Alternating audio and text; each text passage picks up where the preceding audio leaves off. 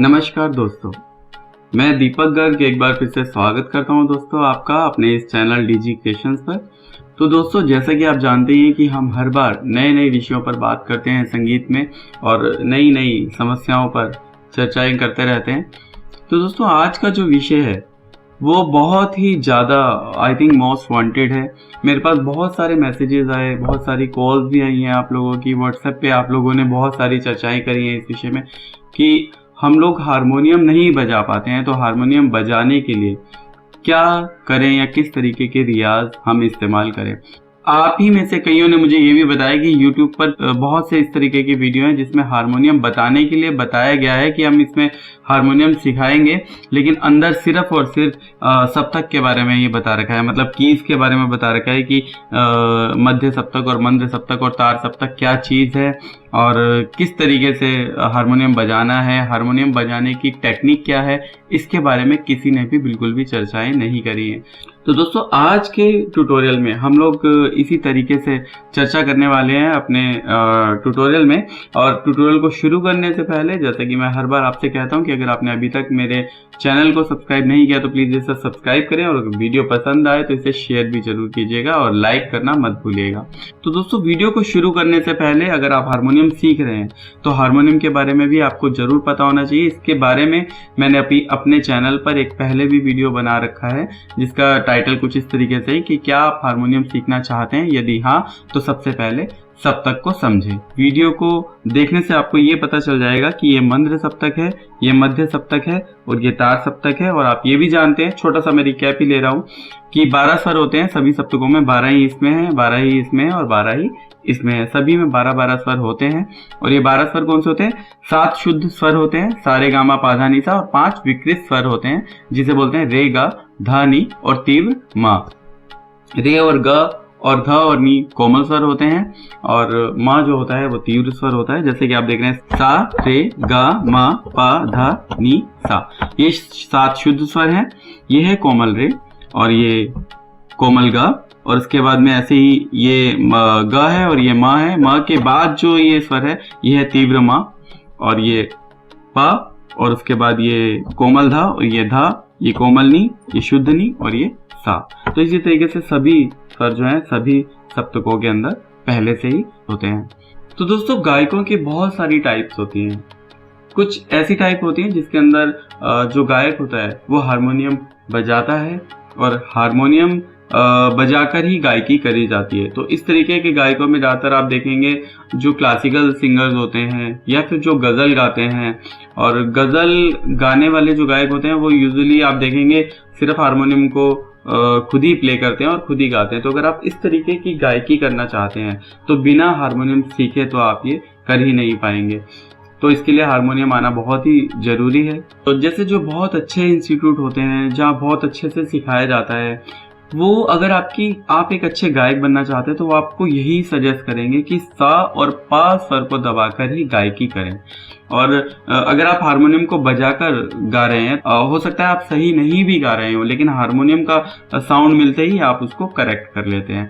तो उससे क्या होता है कि कई बार हमारे जो स्वर हैं वो डिपेंडेंट हो जाते हैं हारमोनियम पर। तो आपको हारमोनियम सीखना है, लेकिन हारमोनियम सीखते समय अपने आप को इस पर डिपेंडेंट नहीं करना है। तो हमारे जो गुरुजी थे जिन्होंने हमें सिखाया, उन्होंने हमें यही कहा कि आपको हारमोनियम पर बिल्कुल भी ध्यान ही नहीं देना, सिर्फ सा और पा को स्वर को सुने, या तानपुरे पर जैसे आपको पता है सा और पा से ही हम लोग पूरा ध्यान केंद्रित करते हुए सभी स्वरों को बोलते हैं। लेकिन जो लोग सिर्फ हारमोनियम पर ही प्रॉपर से डिपेंडेंट हो जाते हैं, हारमोनियम के बिना गा ही नहीं पाते हैं, तो कभी आप उनको ये अगर आप बोल देना कि बिना हारमोनियम दबाए आप एक गीत सुना दो, तो वो नहीं गा पाएंगे, क्योंकि उनके स्वरों को पूरी तरीके से डिपेंडेंट होने की आदत पड़ चुकी होती है। तो आपको ऐसा नहीं करना है, अपने आप को अपने ऊपर कॉन्फिडेंस रखते हो, सा और पा दबा कर ही रियाज करें, लेकिन जब हारमोनियम सीखना है तो हारमोनियम का भी रियाज पूरी तरीके से करें। तो दोस्तों, शुरू करते हैं हारमोनियम बजाने के टेक्निक्स और रियाज। तो सबसे पहले मैं आपको कुछ इसके बारे में जरूरी जानकारी देना चाहूंगा कि अगर आप हारमोनियम बजाना सीख रहे हैं तो सबसे पहले अपनी फिंगर्स का पूरी तरीके से ध्यान रखें कि आपको कौन सी फिंगर्स कौन से स्वरों पर रखनी है। तो दोस्तों, ये फर्स्ट फिंगर है, ये सेकंड, ये थर्ड और ये फोर्थ, और अंगूठे को मैं 5वीं उंगली बोल रहा हूँ। तो ठीक है, तो सा पर आप फर्स्ट फिंगर रखें, रे पर सेकंड फिंगर, ग पर अंगूठा, और उसके बाद में म पे पहली उंगली, प पे दूसरी उंगली, ध पे तीसरी उंगली, और उसके बाद में नी पर अंगूठा, और दोबारा से सा पे पहली उंगली। तो इस क्रम को आपको पूरी तरीके से फॉलो करना है। अगर आप इस क्रम को फॉलो नहीं करेंगे तो आपको हारमोनियम बजाने में बहुत दिक्कत आने वाली है। तो ये उंगलियों का विशेष ध्यान रखें कि आपको कौन सी उंगली कौन से स्वर पे रखनी है। सा रे गा मा पा धा नी सा नी धा पा मा गा रे सा। ये सिंपल अलंकार है, इसका रियाज आप भरपूर करें। और उसके बाद में देखिए जो मैं रियाज इसके अंदर ऐड करने वाला हूं उन्हें मैं बोलता हूं स्किपिंग नोट्स अलंकार। स्किपिंग नोट्स अलंकार, तो इस अलंकार के अंदर हमें स्वरों को स्किप करते हुए आगे बढ़ना है। इन अलंकारों का रियाज करने से हम लोग हारमोनियम जल्दी सीख सकते हैं। तो ये अलंकार कैसे हैं आइए देखते हैं, और इनसे क्या फायदा होने वाला है इसके बारे में भी मैं जरूर बताऊंगा आपको। देखिए सबसे पहले हम अलंकार देखते हैं। सा से स्टार्ट करके आपको ग पे आना है, रे को छोड़ना है। फिर रे से आपको सीधा म पे जाना है, ग को छोड़ना है। फिर ग से प पे आना है, म को छोड़ते हुए, और फिर म से ध पे, प को छोड़ते हुए, फिर प से नी पे, ध को छोड़ते हुए, फिर ध से सा पे, नी को छोड़ते हुए, और इस तरीके से अवरोह। देखिए सा गा रे मा गा पा मा धा पा नी धा सा धा नी पा धा मा पा गा मा रे गा सा। उसके बाद अभी ये हमने एक स्वर को छोड़ा है, दो स्वरों को छोड़ते हैं। देखिए सा मा रे पा ग धा मा नी पा सा। अब अवरोह लेते हैं, सा पा नी मा धा गा पा रे मा सा। तो पहले आरोह में गए फिर अवरोह में गए। अब एक और अलंकार है उसे भी देखिए। इसमें क्या है, एक एक स्वर को छोड़ते हुए हमें आगे बढ़ना है, लेकिन जैसे पहले एक को छोड़ा, फिर दो को छोड़ेंगे, फिर तीन को, फिर चार को, फिर पांच को, एक ही अलंकार में सभी स्वरों को छोड़ते हुए भी आगे जाना है। देखिए सा रे सा गा सा मा सा पा सा धा सा नी सा सा। फिर अवरोह सा नी सा धा सा पा सा मा सा गा सा रे सा सा। तो दोस्तों अब बात करते हैं कि इन अलंकारों से आखिर क्या फायदा होगा। तो दोस्तों जैसे कि आपने सुना है कि बॉलीवुड सॉन्ग्स होते हैं। अब बॉलीवुड सॉन्ग्स जो हैं वो ऐसा तो है नहीं कि एक शब्द अगर गाया तो उसके बाद सीधा जैसे सा से स्टार्ट हुआ तो सा के बाद रे ही आएगा, ऐसा नहीं होता ना। बॉलीवुड सॉन्ग्स में क्या होता है, पहले ये स्वर आया उसके बाद सीधा जंप करते हुए आगे बढ़ जाते हैं। मान लीजिए आपने गाना गाया तुम दिल की धड़कन में, देखिए तुम दिल की। अब देखिए इस गाने में हमने म के बाद सीधा प को छोड़ा और ध पे, तुम दिल की धड़कन में। इस तरीके से ये चीज जो है, ये जो स्किपिंग करने वाला जो फॉर्मूला है, ये इस तरीके से हमें हेल्प करता है कि हमें गाने के अंदर ऐसा ही होता है कि सारेगामा पा धा नी सा रेगुलर नहीं चलता, उसके अंदर स्किप कर करके ही स्वरों की जो काउंटिंग होती है वो चलती है। तो अगर आपके माइंड में, आपके जो सबकॉन्शियस जो आपका माइंड है जिसके अंदर आपको ये चीजें सेट करनी है, बैठानी है उसके अंदर कि सा के बाद ग की आवाज, जो सा के बाद हम ग पे गए हैं तो रे को छोड़ने के बाद सा और ग की आवाज कैसी है।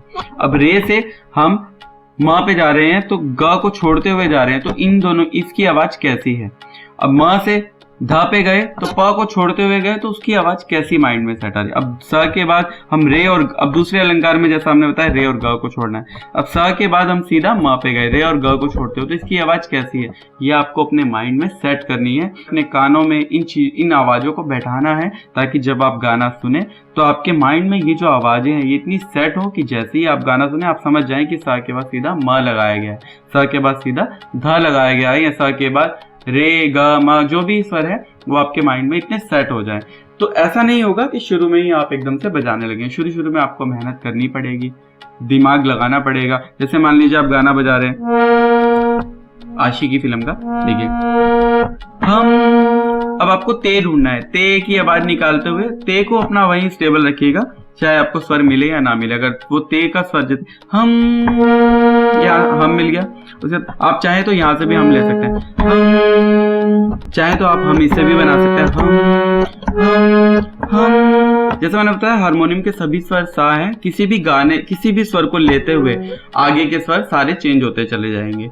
अगर आप इस स्वर को लेते हैं तो इस स्वर के हिसाब से सा बन जाएगा ये, तो आगे सभी स्वर जो है वो इसके हिसाब से चलेंगे। अगर आप इस स्वर को मेन स्वर रख देते हैं तो बाकी स्वर इसी स्वर से चलते हुए आगे बढ़ेंगे, और अगर आप इसको रखते हैं तो इसके हिसाब से चलेंगे। तो हम इसको रखते हैं, हम ते ढूंढिए। अब ते ऊपर जा रहा है, नेचुरल सी बात है, एक दो स्वर के थोड़ा ज्यादा ही है। हम ते, ये देखिए ते है, हम तेरे, रे नीचे आ रहा है, हम तेरे बिन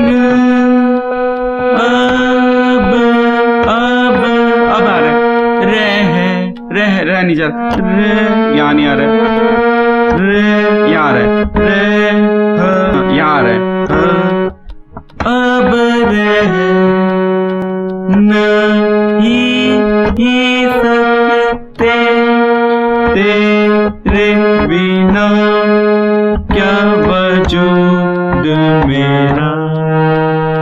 तो मतलब अगर आपके माइंड में ये चीज सेट हो चुकी होगी कि कौन से स्वर के बाद कौन सा स्वर आ रहा है, मतलब सा से अगर हम रे को छोड़ रहे हैं ग पे आ रहे हैं सीधा, तो सा से सीधा ग पे जा रहे हैं, रे को छोड़ते हुए जा रहे हैं, तो उसकी आवाज कैसी है ये आपके माइंड में सेट होनी चाहिए। अब ग से सीधा हम पा पे जा रहे हैं तो माँ को छोड़ दिया, तो इसकी आवाज कैसी है। तो ये सारी आवाज अगर आपके माइंड में सेट है तो आप गाना बहुत जल्दी निकालना सीख जाएंगे।